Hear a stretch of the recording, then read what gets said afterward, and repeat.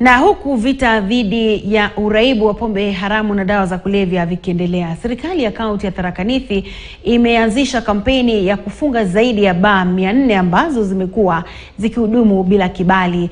Mkutano wa kuzindua kampeni hiyo umejumuisha viongozi, wanasiasa wa kaunti hiyo, wasimamizi wa idara za usalama pamoja na wadau kutoka sekta husika. Clement Masombo na taarifa zaidi. Ulimwengu ulipoadhimisha siku ya kupambana na uraibu wa dawa za kulevya na mihadarati, vita dhidi ya pombe haramu vimeendelezwa katika eneo la kati ya nchi, huku serikali ya kaunti ya Tharaka Nithi ikizindua operesheni ya kufunga baa zaidi ya 400 ambazo zimekuwa zikihudumu bila kibali. Because what we want to do is to save a generation that is under threat of becoming extinct because of something that can be within our control. God has given us a mind and even the uwezo ya kufanya hiyo. Today nikichukua hiyo pombe niende Wajia, I can be sure nitakaa na hiyo pombe mpaka nitupe, because nobody is going to buy. So supply inakuwa stimulated by demand.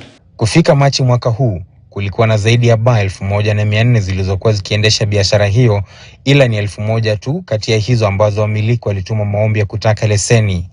Kati ya maombi 1000 ni 500 tu na 56 pekee walioruhusiwa kuendelea na biashara, huku kaunti ikikaza kamba kwa sheria zinazotumika kuendesha biashara ya uuzaji wa pombe. And that is why we have said now we are going to streamline so that whoever is in kuuza pombe katika hii county ni pombe ambayo imekubaliwa. Hata wewe ambaye tumepatia na tumekupatia license unauza pombe imekubaliwa, tukikupata siku moja tu hivi na ile haijakubaliwa, license yako tuna cancel na tunafunga hiyo club.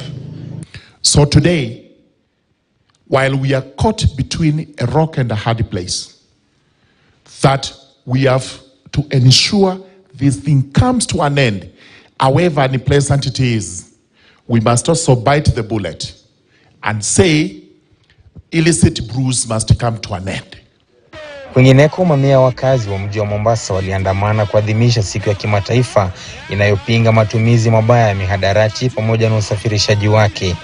Viongozi walioshiriki kwenye matembezi hayo wametoa changamoto kwa vyombo vya usalama serikalini kuwakamata wauzaji wa dawa za kulevya wanaojulikana wazi na jamii.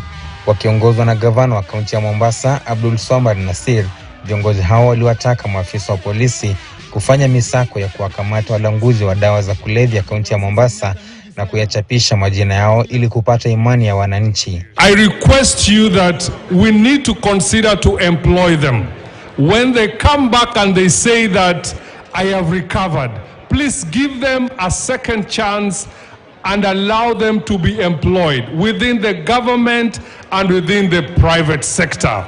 It's important that these young people get jobs, so that once they have jobs, then it will not be, they will not have any excuse in terms of getting into drugs.